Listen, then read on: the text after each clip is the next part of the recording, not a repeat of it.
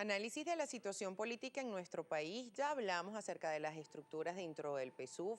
Ahora estamos con las estructuras de la oposición. El señor Alejandro Oropesa, abogado y politólogo, nos comentaba que dentro del PSUV hay un pensamiento único, por allí se va todo. Dentro de la oposición no, hay diversidad, pero quizás tanta diversidad que puede generar en la oposición. Falta de confianza, falta de credibilidad. Es decir, tenemos a un PSUV que no acepta críticas, que no habla de críticas, sino que todo es dentro de casa. Pero tenemos a una oposición que al parecer son bastante liberales en torno a la crítica. Y la pregunta era, ¿los trapos sucios se lavan en casa? ¿Eso lo entiende la MUT? Depende del trapo que vayan a lavar.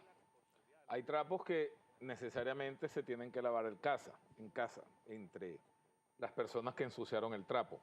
Pero hay otros trapos que es necesario o que es positivo en función de una convocatoria nacional de, de- de- de- de pareceres democráticos en la oposición, que sí se ventilen en público. El punto es que en oportunidades, lo que decíamos hace un momento, esa intención de transparentizar, por decirlo de alguna manera, toda la discusión hacia afuera, genera cierta percepción de anarquía, como de que no hay un norte, no hay un fin ¿Y es así? determinado. Yo pienso que en oportunidades sí. Yo pienso que en oportunidades existe o se pierde el norte o se pierden los caminos para llegar al norte o simplemente no se tiene la percepción de que si esas discusiones van a conducir hacia algún sitio. Cuando nosotros hablamos, señor Oropesa, de que es necesario un diálogo en el país, cuando tenemos números, por ejemplo, que la aceptación, por un lado, hay firmas que dicen que está del 50% el apoyo, la aprobación del presidente Nicolás Maduro, sin embargo, hay otras cifras que se estipulan en números mucho más bajos en cuanto a la aceptación del presidente Nicolás Maduro. Lo que sí es cierto es que hay una polarización importante en el país. Unas mesas de diálogo que más que de diálogo parecían dentro de una parte y otra una exposición. Esa fue la primera, que fue en cadena nacional, un debate público. Sin embargo, los otros encuentros se hicieron a puerta cerrada. ¿Cómo se puede reactivar el diálogo entre gobierno y oposición? Es que el diálogo tiene que estar presente dentro de toda estructura democrática. El solo hecho de que en un país exista un parlamento, que exista un congreso, como en el caso de nosotros, una asamblea nacional, como en el caso de nosotros, supone ya de suyo la necesidad perentoria de establecer diálogos constantes entre gobierno, el partido político que está en el gobierno y el resto de los partidos políticos del juego democrático nacional. Lo que se dijo mucho en el momento del inicio del diálogo era que se reflejaba con bombos y platillos a nivel nacional una realidad o una circunstancia que debería ser del día al día de un régimen democrático. Por lo tanto, si se dan tantos bombos y platillos con respecto al inicio de un diálogo, es que porque entonces los mecanismos de diálogo no están existiendo. Y si los mecanismos de diálogo no están existiendo, eso supone igualmente de suyo la certeza de que la institucionalidad política del país no está funcionando como debiera funcionar. ¿Cómo debiera funcionar El la espacio, institucionalidad política del país? el espacio por excelencia para el debate público y el diálogo es el Parlamento, es la Asamblea Nacional.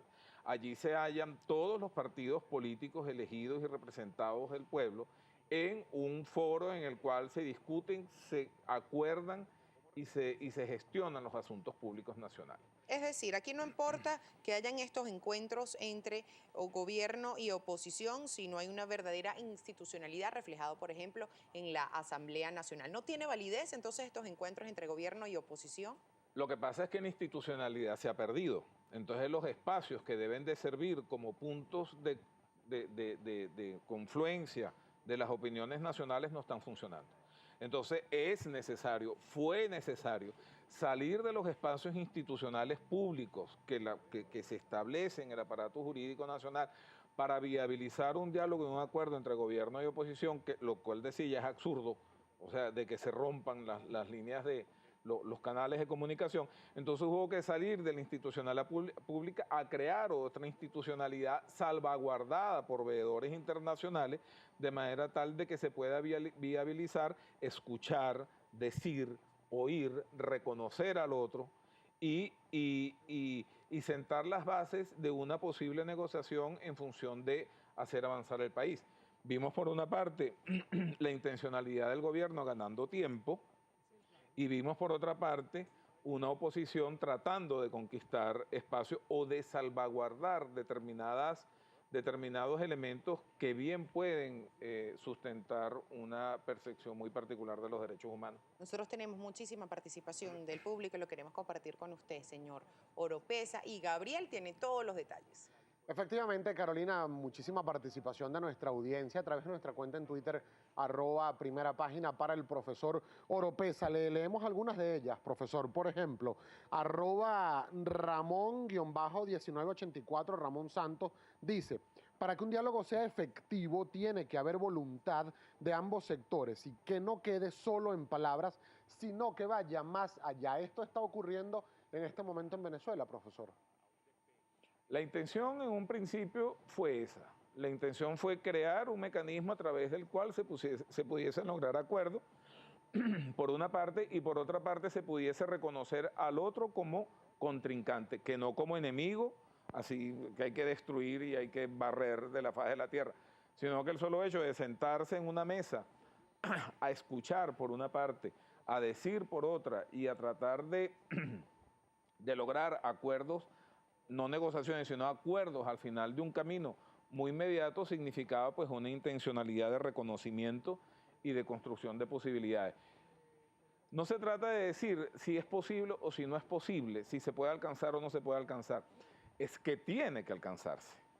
O sea, necesariamente los actores políticos principales del país tienen que alcanzar acuerdos, porque no se puede seguir teniendo al país dividido en dos toletes o en tres toletes porque esos elementos al final indefinen o confunden a la verdadera conformación y estructura de un país. Muchas más preguntas, profesor. Por ejemplo, @Alicia GM, Alicia Guillén, dice: en democracia podemos tener alternativas políticas para los cambios, pero en un totalitarismo de Estado, ¿cómo se combatiría esto?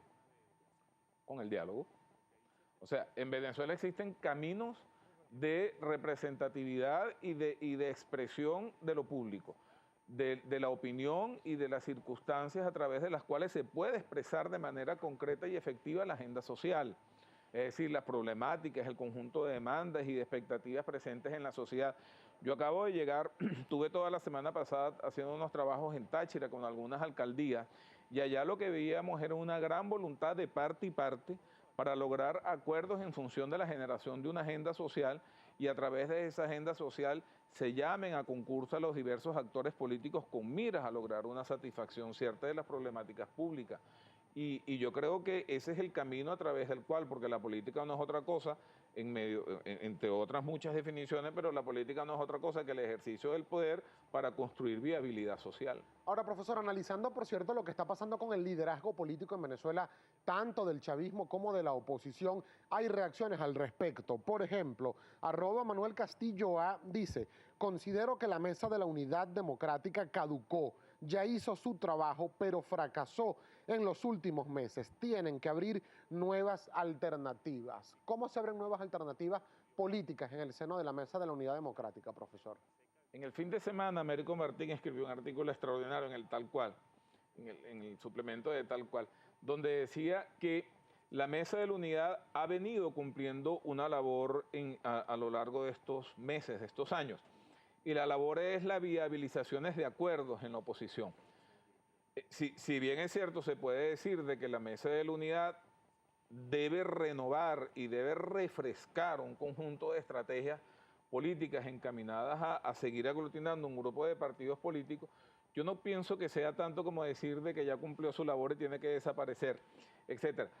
La sola conformación de una unidad precaria, débil, porque es muy plural, ya de por sí significa un triunfo de la Mesa de la Unidad, con determinadas estrategias y fines que se pautaron en un momento eminentemente electorales. Ahora se le está reclamando a la mesa, o se le está exigiendo a la Mesa de la Unidad una posibilidad que vaya más allá, pero pienso que el camino de renovación y de adecuación a los tiempos lo tiene presente la Mesa de la Unidad. Tengo que despedir. Usted lo dijo, se tiene que reactivar el diálogo en el país. ¿Se podrá a corto plazo? Sí, es necesario hacerlo. Muchísimas gracias. por estar el día de Gracias hoy a ustedes. en Primera Página. Alejandro Oropeza, abogado politólogo. 6:58 de la mañana, ya regresamos.